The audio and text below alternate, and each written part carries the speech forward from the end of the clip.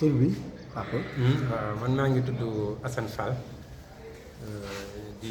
ñu doon def tey jii suñu assemblée générale bu département Kër Massar. maa ngi tudd Assane Fall. nekk délégué quartier ban quartier. délégué quartier Grand Médine ci Kër Massar Sud. d'accord tey ngeen def ndaje département bi lan moo ko waral.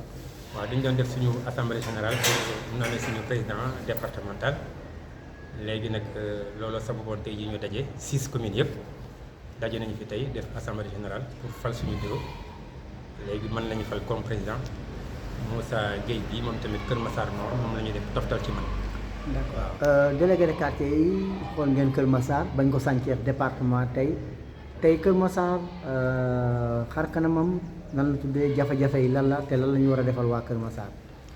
waaw Kër Massar xam nga dafa nekkoon ci jafe-jafe ndek jekk moom dafa amoon ay jafe-jafe yu bare mais yàlla dogal ñu def ko département ñuy yaakaar waaye muy département bu bees tamit boo xam ne bii laaj na ñu gunge ko nga département bu bees boo xam ne amul dara dafay laaj tamit ñu gunge ko ak ay moyens parce que dara ñëwu fi waaw muy jafe-jafe yoo xam ne mais nag le fait que ñu def ko département ñi ngi yaakaar ne dina daañu ko mën a gunge ak li nga xam ne moom la département war a méngool. yu mel nii lan. waaw yu mel ne kii moo xam tribunal la moo xam hôpital yu bu digne sa nom moo xam sapeur pompier la moo xam lépp loo xam ne daal dafa war am ci département rek comme yeneen département yi ñu am ndax aajo woon nañu ko parce que boo xoolee fi tey centre de santé moo fi am te Kër Massar dafa yaatuwaay bu nga xam ne bi bu ñu bëggee jóge fi di dem ba ay Youssou Mbargane wala di dem ba ki sore na soriwaay boo xam ne donc kon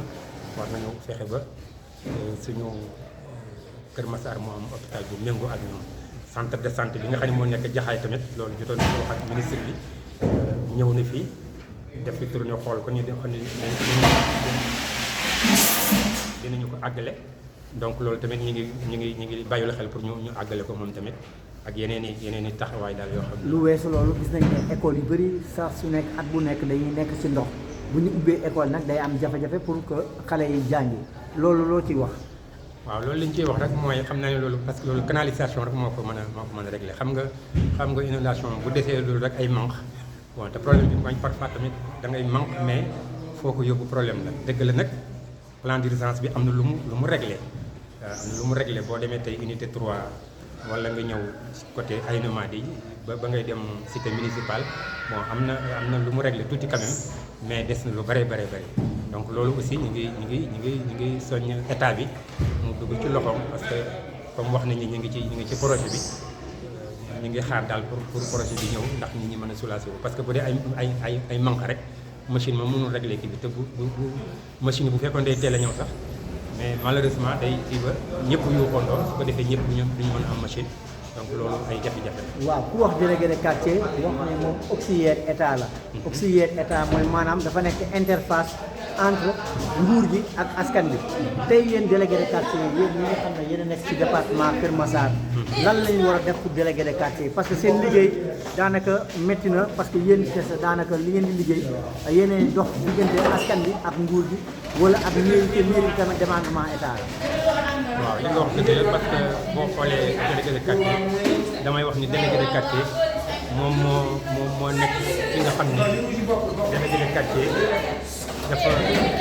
délégué de quartier dafa neex a jot par rapport ak autorité yi parce que moom mooy ki nga xam ni état bi ku jóg rek maanaam population bi ku jóg rek da ngay gaaw agsi ci moom 24 heures sur 24 kooku laaj na ñu jox ko ay moyens parce que nit kenn ku nekk ak la lay tax a jóg bis bu ne da ngay recevoir nit mu lay wax ay jafe-jafe kon te ba léegi am na ci délégué yoo xam ne sax ñoom amuñu sax indemnité sax amuñu donc kon loolu ay jafe-jafe la dëgg la nag am nañu ay autorités yu baax yu nga xam ni ñi ngi wax maire yi tamit am nañu volonté vraiment ñi ngi jéem a xool parce que comme mel na suñu maire fii Kër Massar Sud ñi ngi fay délégué yëpp ñu ngi leen di fay Kër Massar Nord mi ngi ci yoon bi léegi mi ngi yaakaar ni barki démb rek gisante nañu mu ni ma ñu ngi ci yoon bi des na ay réglage rek ay dernier réglage moo ci des bon Yëmbal Nord ñi ngi fay Malika ñi ngi fay donc xëy na Yeumbeul Sud rek moom moo des loo xam ne moom xëy na moom tamit ñu ngi ci yoon bi daal. lu weesu loolu am na loo xam ne tamit moom mooy yenn mairie yi fii amuñu wala conseil départemental bi amuñu ay siège loolu loo ci wax autorité yi si mbirum infrastructure. voilà loolu yëpp jafe-jafe la mooy li mu wax rek bu fekkee da nga am département bu bees te amuloo dara luñ la mën a loo xam ni parce que dañoo loué boo xoolee te conseil départemental bi pour mu am siège sax sonn nañu loolu lu ma 2 mois ñuy wër pour am fi finalement dañoo mujj loué. waaw dañoo loué chaque mois nga bëgg a fay kii te seen budget dafa limité wu boo xoolee conseil départemental ay 300 et quelques millions xam nga kooku ci département bu kon Kër Massar kooku ay jafe-jafe la. bon bu dee Kër Massar Sud tamit la même chose moom it amul mairie parce que fi ñu toll nii dafa loué moom it dafa wër ba finalement fi mu mujj am sax pour bañ jafe-jafe nit ñi am fu ñu leen mën a fekk moo ko loué ci. mi ngi ci territoire u Jaxaay sax d'abord waaw pour loolu yëpp ay jafe-jafe la yoo xam ni état bi war na ci dugal loxoom bu baax a baax. yéen délégué de quartier yi tamit est-ce que jotul ngeen am genre maison communautaire délégué yi. kañ parce que loolu jotoon naa ko wax ci jàkkaarloo beeg président Macky jotoon naa ko fa def doléance boobu mu ne ma loolu délégué loolu maire yi ñoom ñooy xool naka lañ leen mën a jàppale pour ngeen mën a am loolu parce que dafa jaadu. ñu am chaise bu nga xam ne bii ku ñu soxla mën ñu fa fekk ñu mën fa dajee di def suñuy réunion waaw ku ñu soxla tamit fekk ñu foofu loolu doléance la bu nga xam ne bii ñoo ngi koy wax autorités yëpp ñu xool naka la ñu jàppalee ba ñu am chaise boo xam ne ci niveau département bi waaw loolu moom suñu bëgg-bëgg la moo xam ci niveau commune yi waaye tamit ci niveau départemental parce que commune bu nekk am nga maire sa maire war na la mën a fexe ba nga am siège bu nga xam ne siège commune la waaye ñu am tamit beneen siège bu nga xam ne siège départemental la. ci wàllu kaaraange bi est-ce que war ñoo yokk ay poste avancé gendarmerie. kañ parce que boo xoolee Kër Massar Sud fi mu nekk nii police su Jaxaay mooy intervenir ci benn côté bon beneen côté bi gendarmerie mooy intervenir donc kon jaadu na Kër Massar Sud ñu gaaw fexe mu am commissariat bon Kër Massar Nord aussi la même chose maanaam département bi yëpp daal. sécurité bi war nañ ko mën a yokk li fi nekk kasi néew aussi ñu yokk nu mu tuddati effectif bi parce que gendarmerie bi fi nekk seen effectif doyul waaw police la même chose ak matériel bu nga xam ne bii moom laa wax ci départ bi rek lépp lu département di soxla war nañu ko mën a ñu ngi koy réclamer pour ñu mën a fexe ba nit ñi seen jafe-jafe mën a wàññeeku moo xam ci hôpital la moo xam ci sécurité la moo xam ci wàllu inondation yi la moo xam ci lépp lu mën doon daal ñu ngi ciy talal loxo président de la république mu fexe daal ba département Kër Massar mu mel li nga xam ne daal loolu lañ ci séentu ci département comme yeneen département yëpp. D'accord. Voilà. Vous vous présentez d'abord. Moussa Gueye, premier vice-président association départementale des délégués de quartier de Kër Massar. D'accord. Aujourd'hui, vous avez organisé une assemblée générale constituée de mise en place de votre bureau départemental. Est-ce que vous pouvez revenir sur ça? Qu'est-ce que? Aujourd'hui, vous avez tenu une réunion départementale. Une assemblée générale. Oui, une assemblée générale. Pourquoi? C'est pour mettre en place le bureau départemental des délégués de quartier de Kër Massar. En l'occurrence, les 6 communes étaient représentées. Nous avons mis en place un comité directeur de 36 membres. Nous avons élu notre bureau exécutif et nos commissions.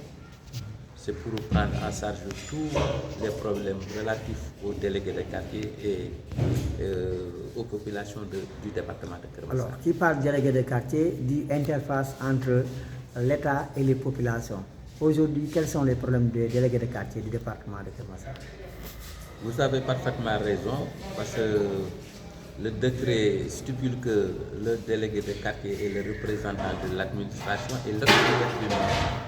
Donc le délégué de quartier représente et l'État et le maire de la commune. Nos préoccupations, c'est de toujours œuvrer pour un bien-être de nos concitoyens, des résidents du département de Kër Massar. Et aujourd'hui, quelles sont vos difficultés? Les difficultés, il y en a énormément parce que nous sommes un département vierge de tout équipement. Les équipements manquent énormément. Je peux parler des équipements administratifs. en l'occurrence les services départementaux et les autres. Le peu de services qu'on a sur place, la plupart sont sous bail. L'État n'a pas encore mis en place les équipements nécessaires pour ces services-là. Alors, aujourd'hui, vous manquez de tout, de structures sanitaires. Il y a aussi des problèmes aussi au plan éducatif. Il y a aussi les inondations. Vous avez parfaitement raison. Nous n'avons qu'un centre de santé au lieu d'un hôpital départemental. Donc, il y a des améliorations à apporter là-dessus. Les inondations, il y a une petite amélioration, mais il reste beaucoup de zones dures. Bon, pour la scolarité aussi, il y a certains établissements qui sont toujours inondés. Maintenant, nous pensons qu'avec les travaux entamés par l'État, en l'occurrence le projet, bientôt ce sera un mauvais souvenir. Donc les canalisations sont devenues une forte demande sociale. Absolument, c'est une demande sociale pressante et l'État est en train d'y s'y atteler. Donc nous pensons que dans un avenir très proche, les populations seront soulagées. Vous voulez aussi le renforcement de la sécurité par la construction de postes avancés de police? Absolument, parce que nous constatons une population galopante au niveau du département. Les populations viennent en masse habiter le département de Keur Massar et les services de sécurité ne suivent pas. Donc pour une seule brigade et peut-être 3 commissariats, ou un commissariat et des postes de police, c'est largement insuffisant. Vous voulez donc qu'on renforce la sécurité? C'est une demande très persistante des populations parce que compte tenu du flux des populations vers Keur Massar, l'État doit accompagner surtout le secteur sécuritaire. D'accord. Et concernant les décisions pour les délégués de quartier, vous plaidez à ce que vraiment que les maires fassent quelque chose, mais aussi que vous ayez une maison communautaire départementale pour les délégués de quartier. Effectivement, notre président Hassan Fall a en amont interpellé son Excellence M. Macky Sall lors de son avec Askan Bi, et le président avait dit quelque chose de très clair et net. J'ai donné des subventions aux collectivités locales, aux maires, sous forme de,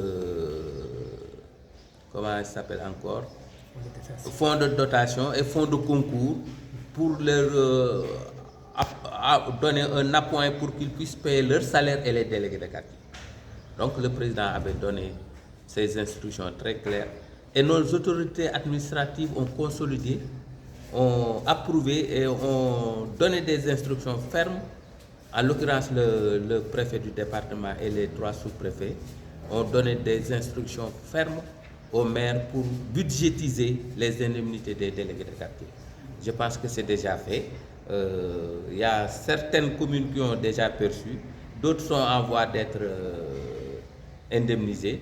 Je pense que là aussi, nous avons bon espoir que ce sera un mauvais souvenir dans les jours prochains. Et au-delà de ça, vous voulez une maison départementale? Absolument, parce que nous devons avoir un lieu, parce que comme dans d'autres communes, nous avons vu dans d'autres communes, comme je pense Guinaw Rail, leur maire a doté ses délégués de quartier d'une maison des délégués de quartier. Ça aussi, c'est une forte demande. Nous voulons une maison des délégués de quartier du département de Keur Massar.